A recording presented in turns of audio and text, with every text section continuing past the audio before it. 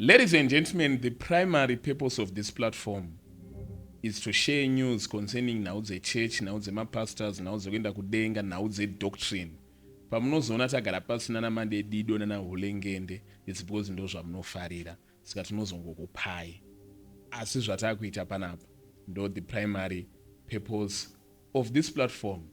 And today I'm joined by Muvangeri Evangelist Marufu on a special program that we are going to do almost weekly, unless program is subject to change. It is zero convenience at Komutsio. But once a week, we are going to bring you this show in Onzi MAGWARO with MUKAMBURI. MAGWARO with MUKAMBURI. Taita more than 30 minutes to try to debate on what could be the name. Tikamboti deep scriptures. Tikamboti precepts. Tikamboti wait, but not zvinogona kuva too deep. Zvekuti vanechidika vanenge vachiona panapa they might not have interest. Ngativape zvavanoda. Saka magwaro ndini, uyu ndo Mukamburi. Zigo, it's always a pleasure, brother. Yes, welcome again. Yeah, Tinofara, we're excited because at least another platform has been opened. Yes. 2026, I think, igore rakanaka. Yeah, because tatanga neku pamwari mukana, you see? Yeah, I also appreciate what munomboono vemunyika. But yeah, because vemunyika vane zvavanoda. But mwari wotofana kumupawo nzvimbo yake. So I think this is the place to be. Yeah. I think tinenge takukwanisa gore tichishanda naMuvangeri. Yeah. And tashanda zvakanaka chaizvo kubva tichiita inonzi Bible Truth Podcast. Ndobva takasangana naMuvangeri, tikafamba tikazotanga kuitawo maepisode, tikambowarwisanisa naChiwenga, tikaita the debate of the year. Pakatoitwa futi mafollow up, tikasanganawo nana Prophet Passion Java, tikarovo mapodcast atakarova, tikarima mapotato, tikakohwa beans. Yeah. I think God has been so good. Yeah, mwaranga kanaka. I think previous year was a pleasant year. It's as I said to varume, basa ramunoita muchiitira Mwari rakakura. But you see ozvinoita nguva. That's why tine mama songs anonzi tichazvinzwisa gare gare. Buy and buy. Wana wasati wazvibata but basa ramaita muwanhu rakakura, so we really appreciate. Last year was a pleasant year. Let's see. 2026. And maybe they can tell this opportunity, maybe vazhinji vechimune musingazive kuti muchiona all this glamour and glitz yamuri kuona ana Zigo vakagerwa makati nendebvu vakarova tumasutu twakanaka twatengwa watoona Prophet Passion hanimaona, but guidance nekunzi ndatidai ndiMuvangeri havasi responsible hawo for kupenga kwatinozoita zvedu. But chese chakanaka chamune maona Muvangeri vanenge vachiti advisa, havazogone kubvisa upenzi hwese unenge uri mumageto youths. But at least today we are here. So Muvangeri, we've called you today. When I was in Dubai 2 days after I left, pakabva patanga hondo yeAmerica against Iran, and America ine Israel yamunoti iyo ndo nation yakasanangurwa maybe. And then hondo yaIran in trying to defend itself payatanga kuataka all my neighboring countries, ana Dubai, ana Kuwait, ana Qatar, amenokananzi nyika kana kuti chii. So this is almost like ikakutanga ka world war kechidiki, ka world war kakanyana ka baby world war, kekuti if things go out of control we don't know what would happen, because pane nhau dzemanuclear weapons of mass destruction vanenge vachithreatenana, maballistic missile, madrones. Hondo yacho hamene hainzwisike, kunokuta kutofilawo ma-effects ayo, fuel yakudhura, and all those type of things. Maprophecy ari kuuya, ma-teachings ari kuuya.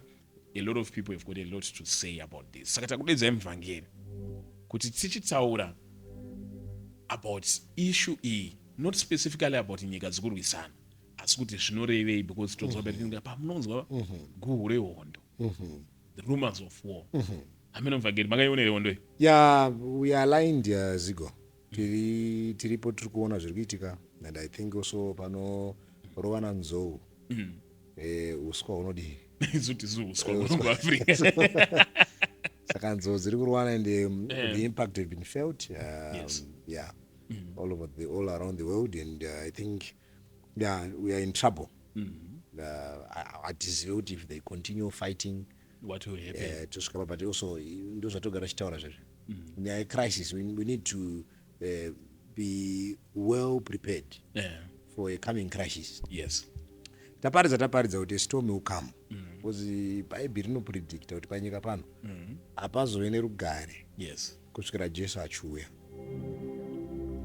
Panyika pano hapazove nerugare kusvikira jesu achiuya. So jesu achipa mafambiro achaita zvinhu pakuguma kwenguva. I want to draw your attention kubhuku raLuke chapter 22.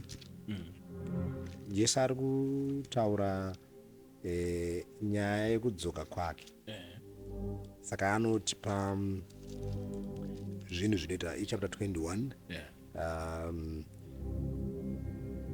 verse 25.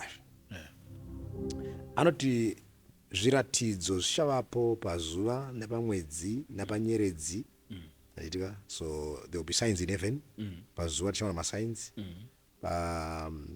Pamwedzi tichaona masigns. Panyeredzi tichaona masigns. Mashooting stars.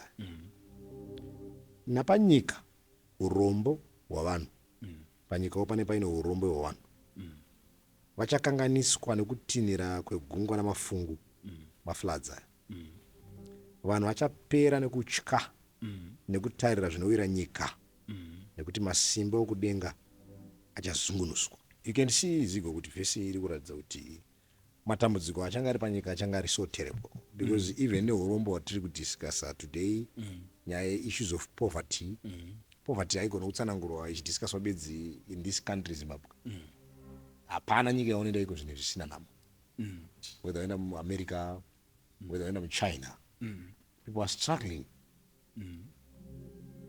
There is a lot of poverty and jesu akatotaura kuti varombo muchagara muinavo nguva dzese. Saka panyika pachava neurombo hwavanhu hucharamba huchiwanda and hanzi najesu vanhu vachapera nekutya vachitarira zviri kuwira nyika. So there are terrible there will be a crisis that will not cease until Jesus comes, because ukaramba uchiverenga anobhati pamberi apo ipapo vachaona mwanakomana womunhu achiuya negore. So after describing crisis, jesu akuti muchaona mwanakomana womunhu achidii koroti jesu ari kutouya panyika pato neurombo. Jesu ari kutouya panyika paine mafloods. Jesu ari kuuya panyika ukaverenga kumusoro kwaanenge ataura zvehondo, panyika paine hondo. It's a crisis that is going to be created panyika and crisis haisize until because kunzi ipapo vanhu vari kutambura kudaro, vanhu vari kunetseka nezvekuwira nyika kuti what's wrong, what's happening. Vachaona mwanakomana womunhu achiuya koroti jesu achauya nenguva vanhu vasingafungiri. Vanhu vasingafungiri but vanenge vaona kama crisis yaya vaona votanga kufungira. Of course. So it's tinoudzwa signs of his coming kuti atibatsire for preparation because tiri kuti there are two people you are going to find panyika. Tine vanhu vari kugadzirira kuuya kwajesu nevanhu vakamirira kuuya kwajesu. Vanhu vakamirira ndo vakafa. Vatakaviga vese vafa vanomirira kumutswa. Vapenyu ndo vachiri kugadzirira because vachine chance. Kana wafa hausina chance, hausina mukana, you now wait kuti uzopiwa. Anoti mumwe nemumwe ndichainomupa sekubata kwaakaita. So vamakuvamirira kumutswa because there will be resurrection of the dead. Then vapenyu isusu tiri kugadzirira. Saka masigns aya anotibatsira kuti ukanzwa kuti kuIRAN kune hondo, of course tinoda kuzoramba chitarisa because America also is involved in Bible prophecy. Ayo tisati tasvika ipapa matsi pane vakamirira nevari kugadzirira. Vakamirira ndo vakafa, vari kugadzirira ndo vapenyu. Tisu vapenyu. Iye jesu wacho ari kuuya here nekuti akaudzana Peter kuti vamwe venyu handiti hamusi kuita se ndichadzoka muchiri chii muzoone rufu kusvika ndichidzoka. Ana Peter vakafa vese generation. Saka tisi kumirira here munhu akatorasisa vanhu bonzi ana Peter vakanzi ndokuti ana Peter vakatochembera vachiti maybe achauya next year, maybe achauya next year. Okay, that's a very important question Zico, because madoubters also vachauya vachiseka nenzira iyo. But listen, chii chinotipa confidence? Chinotipa confidence chokuti after jesu aenda kudenga he revealed himself to Apostle Paul. We know conversion ya Saul. Akataura akati ndakanzwa izvi rakati so unonditambudzire ndini Ishe wangu Jesu Kristu kuti so had a connection with Jesus after resurrection.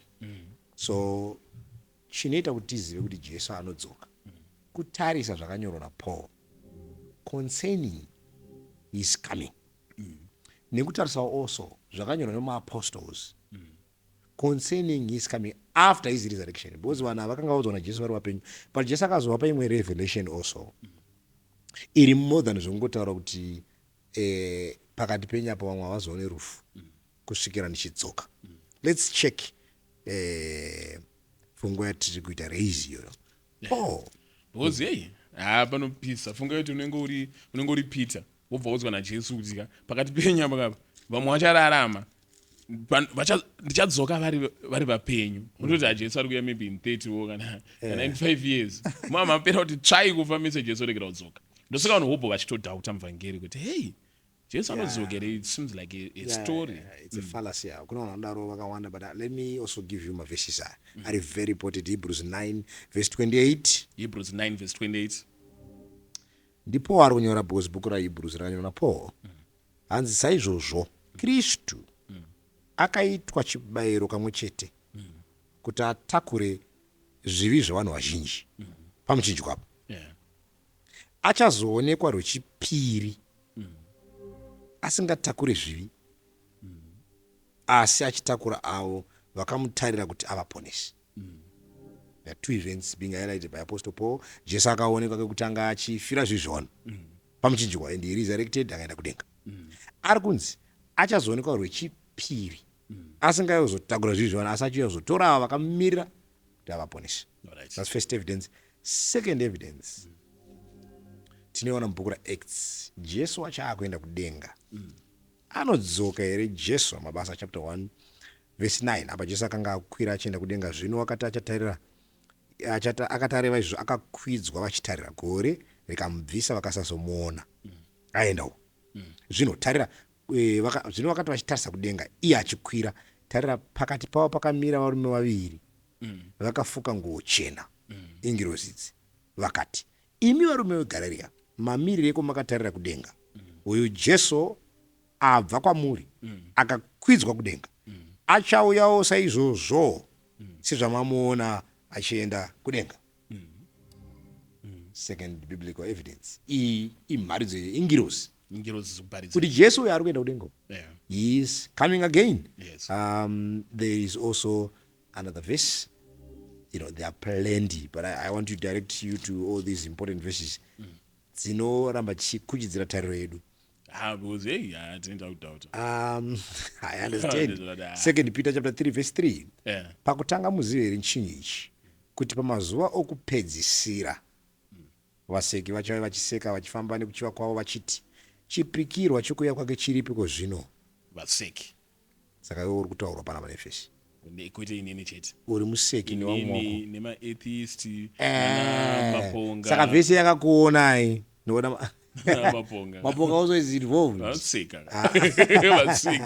Pakutanga muzive chinhu ichi kuti pamazuva ekupedzisira vaseki vacho. Saka ndo zvinototiudza kuti we are living in the end time, because zvanzi zvichaitika pamazuva ekupedzisira izvi. Mazuva ekupedzisira vaseki vachava vachiseka vachiti chipikirwa chokuuya kwake chiripiko zvino, nekuti kubva pakuparara kwamadzibaba edu zvinhu zvose zvinongoramba zvichiita sezvo zvakanga zvakaita kubva pakutanga kusikwa kwenyika. Nothing is changing. Munzwere hanzayo. Saka iwe wausiri wokutanga kureisa pfungwa yakatonyorwa. Zvinodiwa ziko zvinotifadza because uri kuzadzisa nguva. Ukuzadza magwaro. Ukuzadza magwaro. Judas akazadza magwaro. Vanida kuzadzisa mune zvakanaka. Ndiwo wazadzisa, of course, but inzwa vhesi iri kutotiudza kuti vanhu vakadai zvikanzi chizo verse 5 manje nekuti vanokanganwa nebhoni intentionally chinhu ichi kuti kare denga raimbovapo nenyika yakabudiswa mumvura yakaitwa nemvura neshoko raMwari, naizvo nyika yaimbovapo nguva iyo yakafukidzwawo nemvura ikaparadzwa nguva yaNoa. Yes. Saka vanofunga kuti nyaya iyi ndeyekutamba, but we know kuti nguva yaNoa nyika yakamboparadzwa nemvura. Yes. Amen. Asi denga riripo zvino iri nenyika iyi zvakavigirwa moto neshoko irori zvichengeterwa zuva rokutongwa. nerekuparadzwa kwavanhu vasingadi Mwari. Verse 8. Asi vadikanwa, musakanganwa chinhu ichi, kuti kunashe zuva rimwe rakaita samakore ane chiuru, namakore ane chiuru akaita sezuva rimwe. 1000 years is like 1 God is not affected with time, Zigo. Alright. Kana chitaura time is defined in 2 phases. Kana ndichidza tiri kuHebrew tine time inonzi chronos, tine time inonzi kairos. Chronos ndo yatinoti the earthly dimensions of time, where we define time in terms of seconds, minutes, hours, days, months, tichenda weeks, tichenda years, centuries and millennium. Iyo time inopera iyi. Ine painotangira ichipera, saka chiti nguva yapera, zuva rapera, mwedzi wapera, gore rapera. Because zvinhu zvinoita sei zvinhu zvinopera. But Mwari manje anogara muna kairos. They have any dimensions of time. Munonzi mu-eternity. God is not affected with time. Zvokuti pamune muchiti makore afamba, Mwari haafambirwe nemakore. Sisi tinokura tichichembera. Mwari akaonekwa mubhuku raDhanieri akanzi he was older than his days. Mwari akakura kupfuura mazuva ake. Hapana anogona kukalkuleta makore aMwari ekurarama. God is older than his days. Anombobva kupi kwaMwari? Mwari anobva kusingapera achienda kusingapera. Ndozvatakaudzwa nebhuku, Mwari anobva kusingapere achienda kusingapera. Zvikanzi nevhesi 9 manje, Ishe haanonoka kuita sezvaakapikira, sezviri kureva vamwe vachiti anononoka. Asi ane mwoyo murefu kwamuri, nekuti haadi kuti vamwe vaparadzwe, asi kuti vose vatendeuke. That is the only delay. Mwari anga achiti chiregai podcast inoita ngeyamboita. Pamwe kudaka kana saka vhesi chiti kana muchinzwa shoko rake nhasi musaomesa mwoyo yenyu. Kana manzwa zvambo nemaroma. Bozi Mwari haasi kuda kuti paite anyone acharashwa. Kuti mupaverenge futi. Ipo pandaverenga apa. Ishe haanonoke kuita sezvaakapikira, sezviri kureva vamwe vachiti unonoka. Ishe wacho akati ari kureva ndozvaakapikira kuti ndinodzoka. Zvikanzi vamwe vari kuti anononoka. Asi ane mwoyo murefu kwamuri, nekuti haadi kuti vamwe murashwe, asi kuti vose vatendeuke. Ladies and gentlemen, I want you to clearly understand what evangelist is saying. Mubvunzo unovhiringidza even matheologians. Mubvunzo unobvunzwa vanhu mhinduro oishaya.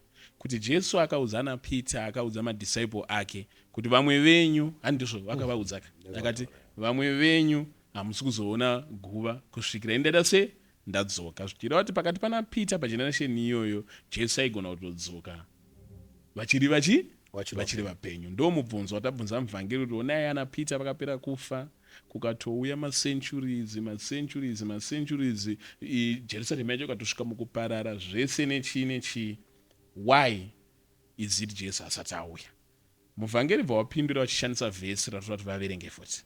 Munogona kuverenga muvhangeri. Verse 9 ya 2 Peter chapter 3. Ishe haanonoke kuita sezvaakapikira, sezviri kureva vamwe vachiti unonoka. Asi ane mwoyo murefu kwamuri, nekuti haadi kuti vamwe murashwe, asi kuti mose mutendeuke. Hanzi Ishe haanonoke mune zvaakapikira. Mwari ari kutoudza Peter ari kucomplaina kuti ndiri kusvika pakufa kainini musati mauya. Zvanzi no, handinonoke zvandakakupromisa kana ndo chaizvo zvandiri kufanira kuita. Asi ndine mwoyo murefu nevamwe vasati vatendeuka. Saka kudhilewa kuri kuitwa everyday tichiwana mukana mumwe tichiti mukana wekuramba tichitadza. Ndizvo ke. Uri right Zigo. Now zviri kudhilewa kuti kana chibvira handiti even newo Zigo nesutu yako nekuchena kwawakaita. Uponewo munhu isari kudiwa kudenga. Haufana kuita mufakose location remuHarare, but listen. Zigo. Ndikupaona muvhangeri. Ndoda kuti uone zvimwe zvatinonzwa pavhesi pachauya Jesu kuti chii chaitika. Matthew 24 verse 29 inoti pakarepo shure kwekutambudzika kwamazuva iyayo, zuva richasviba, mwedzi hauzobwinyi, nyeredzi dzichawa kudenga namasimba okudenga achazungunuswa. Ipapo chiratidzo chemwanakomana womunhu chichawanikwa kudenga. Zvino marudzi ose enyika achachema achiona mwanakomana womunhu achiuya pamusoro pemakore. Kwete vachapemberera. Vachachema. Ndiani ari kuti Jesu auya izvozvi? Izvi kana ndine bhinzi munhu ndinotobokova. Saka tanga kutanzi Jesu ari kutouya mangwana chaenda to stressed. One, because wari attached nezvinhu zvenyika ineyi. Tiri kutaura nyaya dzekuwaka nyika. Tiri kutaura nyaya dzekuti it's hope for tomorrow. atonyanze peace and prosperity. Iwo wakuya uchitaura kuti zvese izvi Jesu ari kuya kuzozvimisa. You are now preaching of a coming king. Vanhu vari kuti vhangeri vari kutaura ipo because Jesu ari kuya kuzomisa zvinhu. Saka vhesi kuti marudzi achachema. Ari kumisa choupombwe. Jesu mwanakomana womunhu achauya nenguva yamusingafungiri. Mwanakomana womunhu achauya nenguva yamusingafungiri. But now we can also magnify that point. Tikadzokera kubhuku raPeter ravaTesaronika, it's important also kuti vanhu vaite take note. There are a lot of things that will happen in Jesus pacho yaJesu. As we are told in vaTesaronika vokutanga chapter 5 verse 1. Asi kana dziri nguva nemisi hama dzangu, hamufaniri henyu kuti munyorerwe chinhu. Kana iri nyaya yenguva nemisi, hatifaniri kunyorera chinhu. Nekuti imi mene munoziva kuti zuva raShe richasvika sembavha usiku. Sezvinoita mbavha kuti isitori papodcast ineyi. Hatisi kutoziva kuti kune mbavha dziri kuronga kuuya panapa. Ndomawira achaita zuva raJesu. Zuva iri hatifaniri kukuudza kuti date, hatina madates. Nekuti zuva iri rinofanira kusvika sembavha. Ndosaka vanhu vachachema kana pavachati rugare ako pamaclues machi nekugarika. Ndada kusienda kuudza vanhu vachatanga kuparidza vhangeri repeace and prosperity. Pavachati rugare nekugarika, ipapo kuparadzwa kuchakurumidza kuwawira. Sekurwadziwa kunoita mukadzi ane mimba havangapukunyuki. Asi imi hama dzangu, hamuzi murima kuti zuva iri kubatai sembavha. This is a very important detail. Saka poa kuti ndasienda kuudzai. Vanhu havachadedzera kuti peace and prosperity. Both the United Nations in a resolution for 2060. Peace and what? And but name a resolution futi yavakaita silencing the guns. Vachidzima futi vachibadiza. Neavari kuti 17 goals nyika dzakagara pasi dzikawirirana kuti ndozvatavada kuita. Kuti tinofanira kupromota peace and prosperity. But I'm going to go to silence up futi. Ndisingazivi kuti futi nemamiza nemabhomba because Hondo zvezvo vacharwa nepfuti. Saka pamwe vachisilence maganzi vachisimudza chimwe chombo. 17 goals dzirimo muSecurity Council yeUnited Nations. Handiti dzekumeka sure kuti by 2030 panyika panofanira kunge paine clean water, tofanira tagora kucontrola nyaya climate change, tofanira kuita health system iri bore, tofanira kuita make sure kuti wildlife yese yakanaka, tofanira make sure kuti we have reduced poverty in the land and improve the life of humanity. These are actually good goals. My goals of peace, peace. My goals of prosperity, prosperity. Pray for peace. So the desire of human heart is inclined to these things. So, but the Bible rikuti zvichanga zvichiitika now, like Sodom. Vanhu vakanga vari muSodom vana kuziva kuti the night of destruction is come. Pakapinda vatumwa vaviri muSodom, vanhu vese vakanga vachiita zvavanoita, vanofara vakanga vachifara. Havana kuziva kuti that was the last night of their existence. Nevamwe vakanga vatoya vamwe vari vaenzi usiku ihwo. Vakatinorara vakanga varonga vakati mangwana tinondofada tiri pamatakshop epamusoro apo vakanga varonga. There were a lot of plans. Vamwe vakanga varonga kati gore rino parinopera igore rangu. Kuna vanhu vakanga vatori nematheme yakuti gore rino nderangu. But the night of destruction was approaching and no one was ready. And we know kuti patanoverenga bhuku raGenesis, they were all destroyed. Jesu anoti sapa mazuva aloti ndozvichaita kuuya kwomwanakomana womunhu. Vaidya nekumwa, vachisima nekuvaka, vachitenga nekutengesa, kusvikira zuva loti rakabuda muSodom, moto unosifera ukauya ukavaparadza vose. Ndizvo zvichaita kuuya kwomwanakomana womunhu. An unexpected event is coming and the world is not ready. Vanhu vari busy preaching peace and prosperity, which is not wrong to preach about peace and prosperity. But the question is, are you prepared? Ndosaka chisari kuti vanhu vachachema. Event iyi po achiitaura anoti it's a blessed hope. Takataura rinofadza kuonekwa nekubwinya kwomwanakomana waMwari paachauya kuzotora ava vakamutanda. So kwatiri isu vanhu vari kugadzirira vakanzwa nyaya yekuti Jesu anouya, kwatiri it's a joy. but vhesi iri kuti vanhu vachachema. So inyaya yepreparation ziko, because the world is not being prepared to this event. I think there was a time, of course, even in our churches, but paridzwa nyaya yekuti Jesus is coming again, and the hope was revived. But now you can see kuti no. But dakuzosei pamashure pamataura kuti he will come like a thief, achauya which literally means kuti mbavha hamuzoti kuya nguvai, because mukazoti kuya nguvai ka munotoigarira padho. Mbavha inonyatsokusvikirai makanyatsorara, musiri kunyatso kana muchitandara kana chimu, pfungwa dzenyu dziri panzvimbo yadzinofanira kunge dziri, mbavha yosvika yonyamura. But pamberi rabva razotaura kuti but imi hamusi verima zvekuti angauye kwamuri sembavha, which means kuti Jesu achauya sembavha kuvanhu vasiri vana vake, kuvana verima ndokwachauya sembavha. Asi kune vana vechiedza vachazviziva kuti Jesu akuuya. Vhesi iri ndo rinoshandiswa nemaprofita or mapentecostals to claim kuti they will know the date that Jesus is going to come. Of course. Tikuti isusu Mwari mukuru. Muruti tokwanisire kuziva zuva richauya Jesu. We can also know the day and the hour if we are faithful in studying the events. Because now what you see is you are going to see kuti Mwari akapanonzi time prophecies. Kubvira nekubvira even nguva yaNoah. Kwangune time prophecy vanhu vaiziva kuti mvura ichanaya because vangererwa, but papakaswa murume anonzi Metusela. Metusela ndi Muth-Shalak. Muth-Shalak is not when he dies it shall come.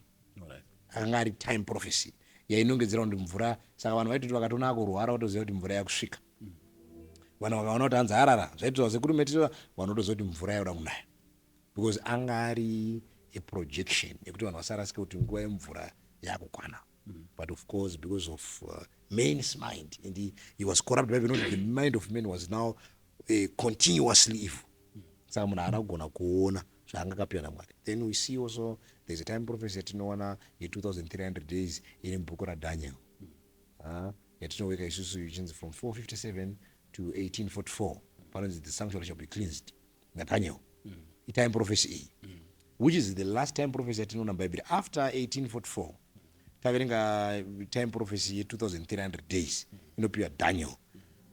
Mwari haana kuzotaura nguva. Hapana paunoverenga Bible ikataura nguva. But what we are given events. Kuroti date neday rekuya kwaJesu ravigwa maevents.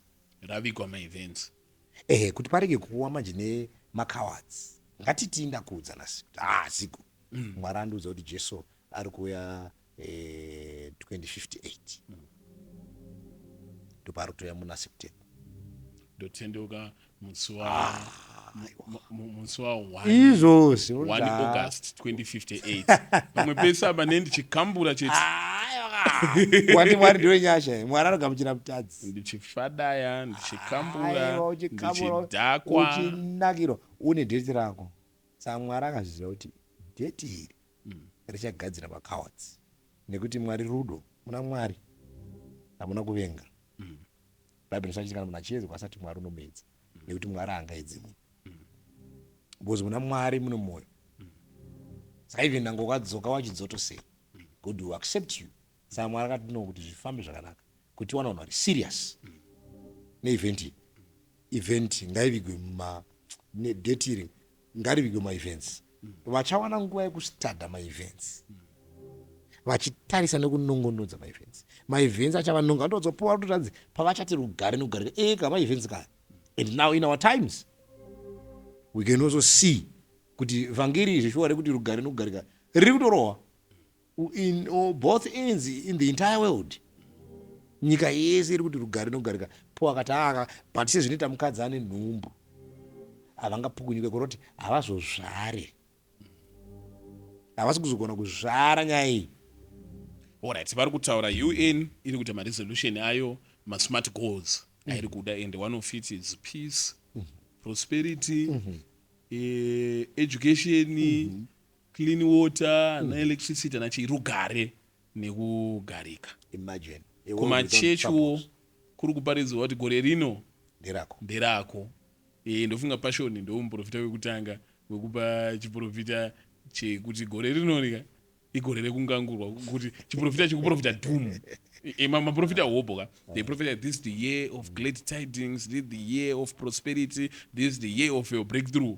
Passion baya chiti igorere kungangurwa is prophesying doom. Saka tiri kuti UN nemachechi nechii they are preaching rugare nekugarika.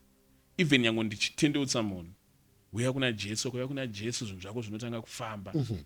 Nziyo unveiled. Zvinogona kunge zvakaramba last year but this year zvichaita chete. Hakuna ari kuuya achiti this year that's peace hanzi pavachati rugare nekugarika, that's peace and prosperity. Saka nechechi yacho yakutonzi pavachati havachaiti konge vari pati vakutonzi nechechi also. Because also church, as you can see, also the structure of the church. Church also is becoming uniting with the world. It's ecumenism. Church iri kutanga kurarama senyika. Saka chichino zamara yakutora ma themes emunyika. Ichimaita ma themes ayo. But church inenge iri rongo remuvhangeri because Bible rinenge richitaura iro kuti rinenge tange rokuzvipikisa. Like ndikakupa ito rinotiti you are the salt of the earth. You are the light of the earth. And so go on echi. Saka chinoronga chimwe chi. Ichechi it's salt. Kokana ayo kandikuti church handindori kunzi munyu. Munyika saka chifana church ndiyo fana urunga nyika. Kokana nyika yakurunga church. Patone problem. Akadapa kunza Jesu kana munyu wadaroka. Unokandwa panzi peguta. Ndopatiri kuti muvhangeri wona. Bible renyari sikuzvipikisere. Roho yarobva raboti do not be unequally yoked with unbelievers. Roti musatambe zvekudaro nechi kungoenzaniswa nekungo anditi but same vorinzwa roti Paulo wakutaura futi ndiye mwecheta kutaura kuti pandakaenda pavaroma ndakaita sevaroma kuti ndiwe nevaroma. So nguva ino inenge kuna church yakushandisa approach yekuti ikaenda pana vanhu vemunyika inongozvitose vanhu vemunyika vachiti kuti tiwine vanhu vemunyika. Ndikasvika pavanhu vemunyika vachi ndonoridzira a gospel music handiti inoita nge sungura. Saka ndoita nge sungura kuti ndiwine vanhu vanoteerera chi sungura ndozvikuita chechi kaizvozvo. Ndozvandiri kutaura ndokutorasika kwanjisi. But ndozvakataura naPaulo kuti pandakaenda pavaroma ndakava semuroma. But wona kaziko inini ndakauya ndikagara newe kaya.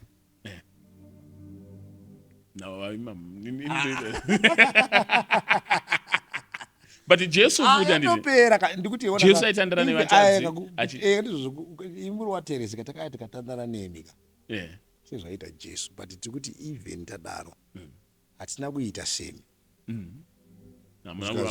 Kusvara nhasi hatina kukambura semi kana kuraradza kana kuraradza semi. But takauya pakati penyu kana kuba sesi kana kuva intentional to things that were evil. No, takaramba takazvichengeta but tiri pakati penyu. You see, also trying kuita project because imagine ndaenda kavaya pakati pako ndikakutanga kuti shamwari iwe pane murume asingakambure chimbondipawo nhasi tingada even mapodcast society tingada iti tese podcast because taitoziva mwoyo medu kuti tiri kuine zvekunyengerana zvatira kuita. So Paul paari kuti ndakaenda pakati pavaJudha ndikava semujudha ari kuti what I did, I tried to fit the environment kuti ndiwane chance because kune vanhu vasingambofi vakakupa mukana kana ukasasvika pakati pavo ukarespekta zvavanoita. Andoona paanthens anoti pamaziyo paya anoti kakati varume vaanthens ndaona kuti munonamata asi ndazoona aritari yenyu yakadzimba kunamata kuna Mwari asingazikanwa. Mwari asingazikanwa ndiwo andauya kuzokuti ndikuparidzirei. You see, ndo zvaari kutaura. Asvika akaaknowledge zvavari kuita. Akati kunamata muri kunamata varume.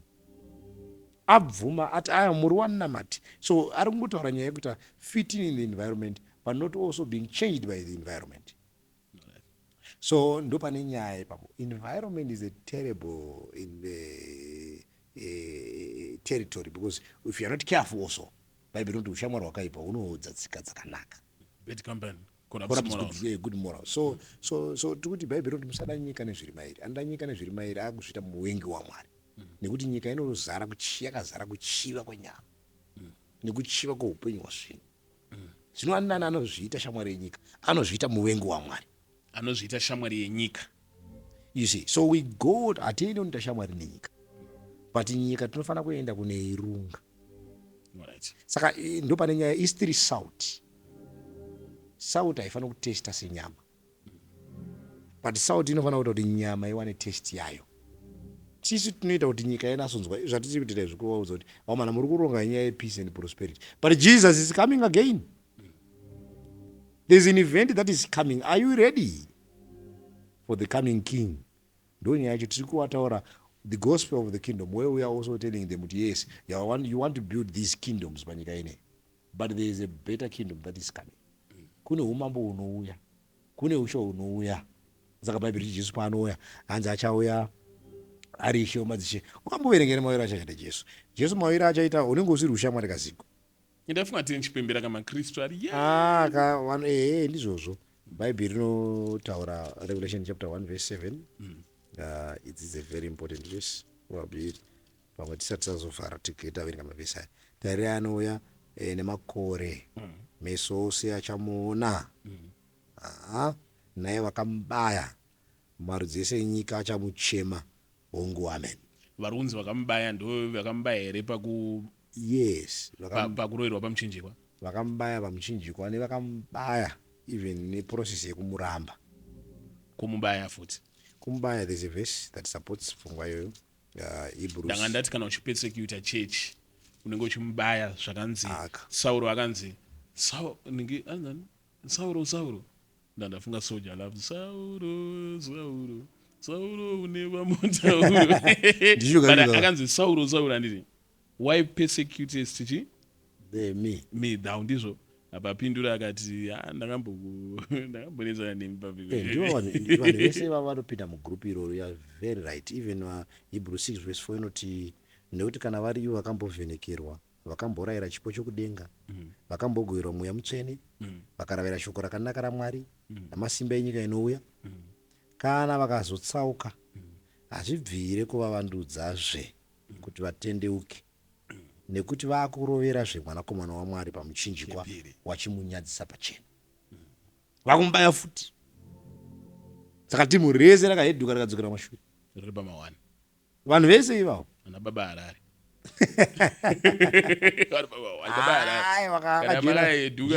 Vakajoina. Haudadire Mwari ukauya. You see? But to him maybe there's another chance also. If he listens. Ndakutaurira. Vanenge vachiti basa hanzi ingori basa. Kana ndiri kutaurira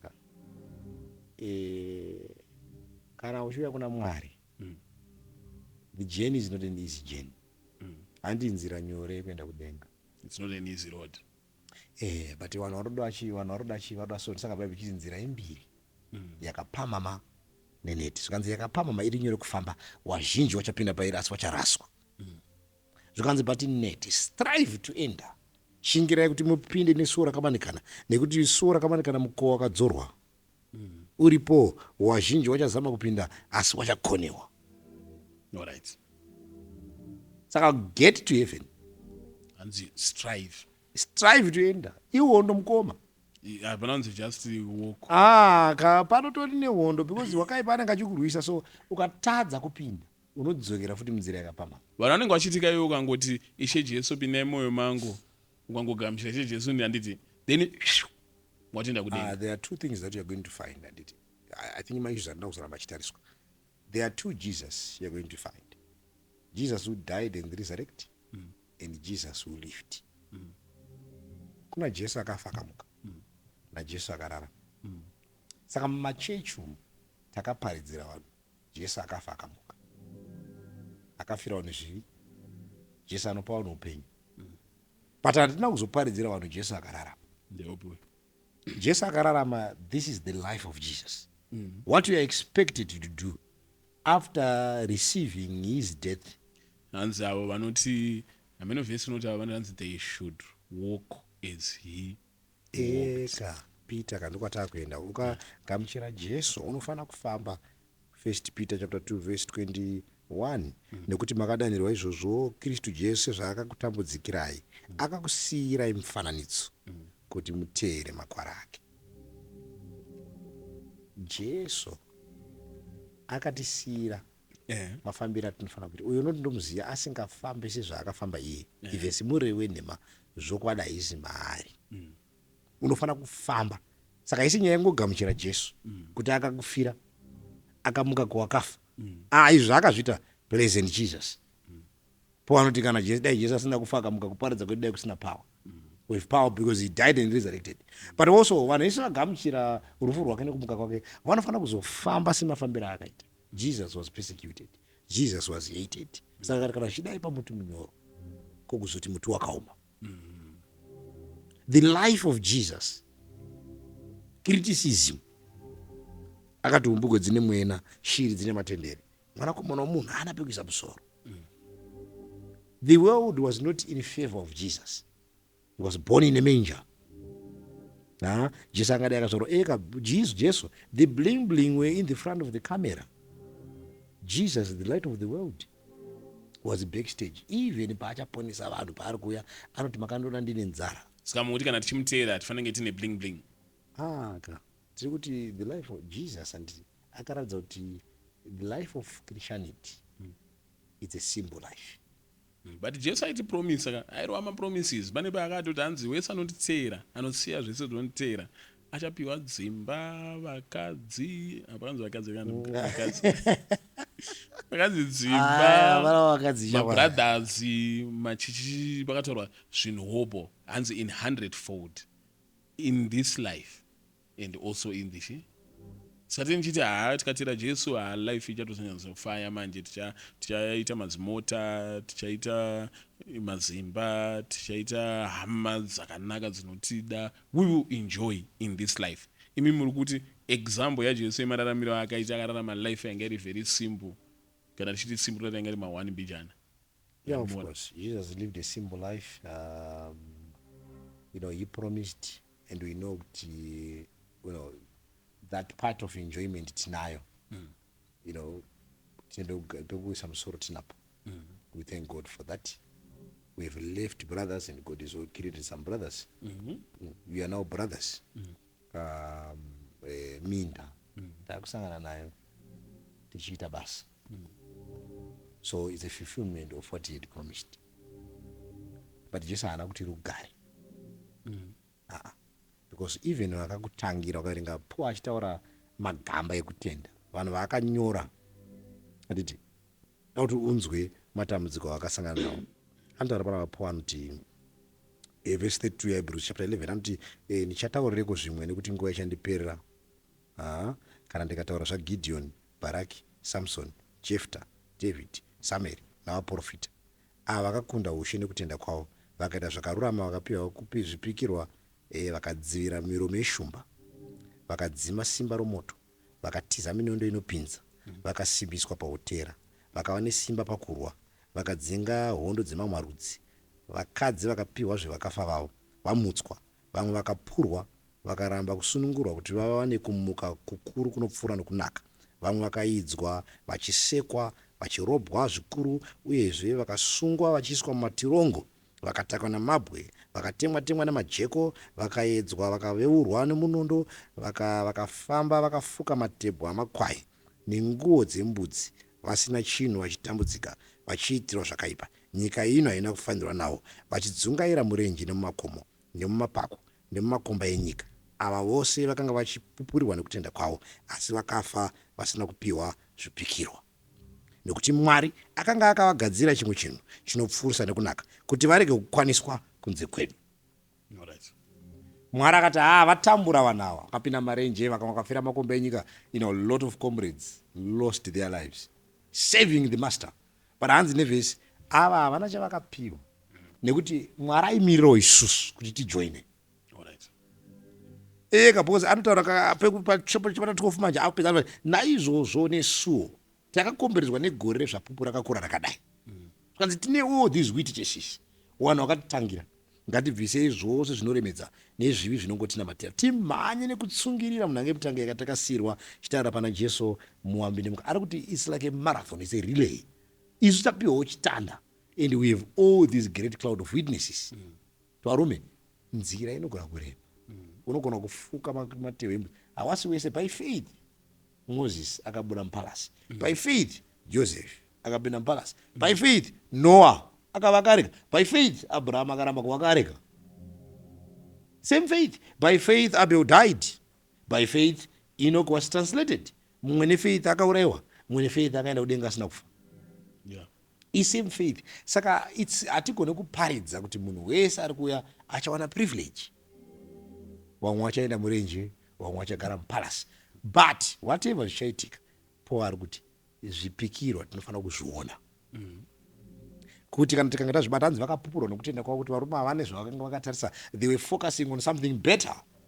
Because vakati nyika ino hatina kufanirwa nayo, tinotarisa nyika inouya iri mberi iri kure. Ukaverenga kumashure hanzi vakanga hanzi vakaona zvipikirwa zviri kure vakazvikwasisa, vakatenda kuti vaeni navafambi panyika. We are pilgrims and sojourners in this land. Vakati tiringopfuura varume, hatisi vepano. So this is the mind yatinofanira kudyara muvanhu kuti yes, Jesus is coming. Whatever zvachaita, plan semunhu achararama for the next 100,000 years, but live as the world is ending the next moment. Tinogona kuronga, let's plan. Twamana ndichazodai ndika Mwari akandikomborera, ndichavaka pakati Mwari akandikomborera. Peace ndiri kuida, prosperity ndiri kuida. The desire to accumulate wealth, desire yakaitwa na Mwari matiri. Ndiye kuti Mwari anonzi anokupa simba rekupfuma. Let's plan, let's plan. Occupy till I come. Occupy till I come. But, yes, kuti batai maposition kusvikira ndichidzoka. Nekuti nyika iri kurana. Nyika iri kurana. Hatigone kuudzawo kuti endai munogara matende izvozvi. Zvikuita because still the world is running. Saka we can plan sevanhu vachararama for the next 1,000 years. But we must live righteously. Sekuti Jesu ari kuuya the next moment. So that is zuva iri kana ringasvika, vamwe pavachachema, hanzi vamwe vachati ndiye Ishe watatamirira. Vachafara vachimuchingamidza. Vachamhanya semhuru dzinomhanyira mai dzakunoyamwa. You see, so my events ayazigo ari kuda kuramba achitariswa. We need also to make sure maybe tamaronga timarongedza tisamaisa panzvimbo yazo, so that vanhu vanovasoona kuti okay, so uku ndokwatava, apa ndopatave, yatinoti biblical timeline. Tapapi. Is it closer than you think? Are we now closer home? Nyika yakuguma here ziko. Kwakayana Y2K. Vanhu vakati nyika inoguma Y2K. So kune zvakaitwa naSatani kusvikira vanhu vava disturbed nevhangeri kuguma kwenyika vakati vamwe vakauya vakati nyika inoguma 1992. Majehovah's Witness wakapomerwa ku-SDA kwenyu. Idzodzo ine matso. It's all lies. Ellen White haana kumboti nyika iri kuguma. But it's a topic for another day. No, it's not a topic for another day. William Miller ndiye akataura nyaya ya 1844. Vana Ellen White vakangoriwo vakatoteerawo vhangeri vachibva kuMethodist. Ellen White akazotanga kuona mavisions muna December. But 22 October vanhu vanga vatoita disappointment. Ranga rivhangeri raMiller neThe Millerite movement. So of course we need also to kuzozvitarisa tichiona, but ndiri kuti patava ziko pane zvakawanda zvaprofitwa. But nyaya time setting and date setting also, it causes unbelief, doubt. That's why vhangeri rinofanira kunge riri vhangeri kuprepare vanhu. Vhangeri kuratidza vanhu kuti ichaitika. Chii chimwe chakuda ngochani. Ngochani dzakwe. Vaka Sodom and Gomorrah. Zigo. Who denies? And we can't control this. All these people have rights. Ameno, tichingopfuura nepaungochani pabanzi naProfeti Makandiwa. Sometimes ungochani hachisi chinhu chekuti munhu angoti munhu akachuza zvinhu zvakadhakwa kana kuti ane mweya yetsvina iri paari. Handiti. Sometimes it's a biological makeup yekuti mahormones ako anenge atori wrong. Zvekuti unenge uine mahormones zvekuti zvinocorrectwa nemadoctors. Ndo zvamunobhiliva we.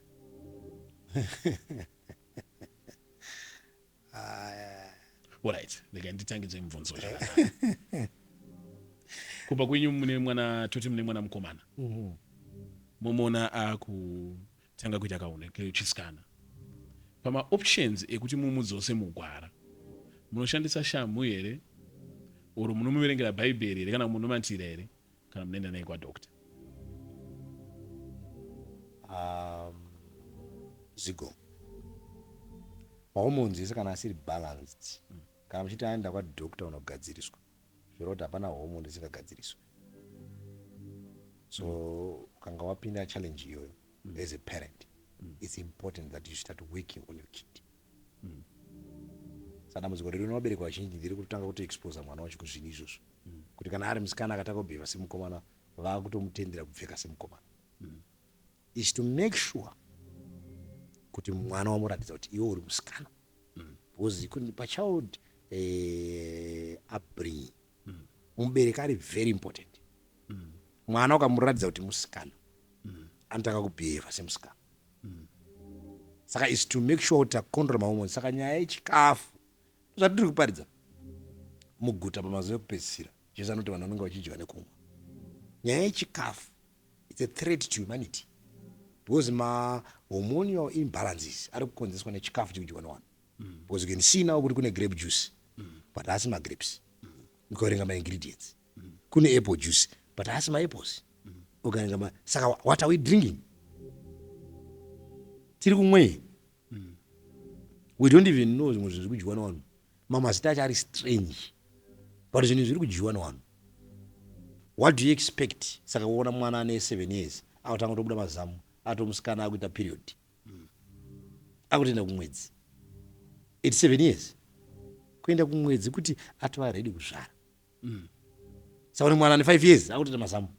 Chikafu also mapills. Vakomana vatatu varidi kuzvara vanoti akutyika.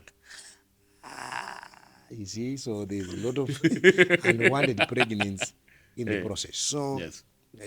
Zigo, the world, we have made this ourselves. Even Ezekiel chapter 16, painotaura nyaya yeSodom. Inoti Sodom, chimwe chivi chake zvekudya zvakawandisa nekuzorora basa kusina hanya, unyope. Saka vanhu vari kudya nekunwa vasingashandi. Saka chikafu chine zvachiri kunoita mumwiri womunhu inyope futi munhu wacharuswera akagara. Saka zvinhu zvaakuzvara hazvizikana. You see, saka we are creating this and we are going to be in for it. Because zvinhu zvatakaita takadyara. Tofanira kukona saka zvinhu zvanyengerwa Mwari asekwe. Chinodyara munhu ndo chaachakohwa. Wakapei vana vako kuti uzvare ngocha nemasuo ako. Pane zvakaitwa nemunhu. Then kune zvakaitwa nemweya yetsvina. You see, so we blame biology, but after effects, because as human beings we reason from cause to effect. Saka vanhu vakaita zvinhu zvavakaita vakapa vakagadzira zvakagadzira. Saka Mwari anorova vana nekuda kwezvizvi zvamadzibaba. You see, saka zvakaitwa nemadzibaba zvakatapukira kuwana. Vanonzi paya setsumo inoti mbudzi udya mufenje. Kufananye. So izvozvo ndo I don't know zviri kutaura nevamwe vari kutaura, but tiri kuti whatever we are seeing zviri kuitika panyika pana, it's either was caused by us human beings or demons also have created a space to trouble men. Saka vamwe vane madhimoni paungocha, vamwe zvishuwa biology but zvakavhiringwa nevabereki because havana kuziva diet nezvekumwa. Saka vatora mapiritsi mamwe ari kumwa nevakadzi vachida kutry kucontrola nyaya birth control. Zviri kukanganisa also mahormones avo. Saka kuzvara kuita mwana machromosomes ake nechii whatever signs dziri kutaurwa ipapo zviri kuvhiringa mwana paanosvara achibuda. So you know this was created by men. No issues are. Mvangeri, because of our time. Tinotenda Zigo. Tomirira pana tinokwanisa kuzopedza. Bless you. Next week ticharamba tichifamba futi nema end time events aya. Tinotenda. Pamwe hondo inenge yapera. Asi shoko raMwari harisei. Shoko raMwari rinogara nekusingaperi. Ladies and gentlemen, our show iri timed, saka tinomira kana nguva since tisingararame muna Chronos tirarama muna Kairos tirarama mu Chronos podcast redu rinosvika panguzi rapera, and with that we are out. Bless you.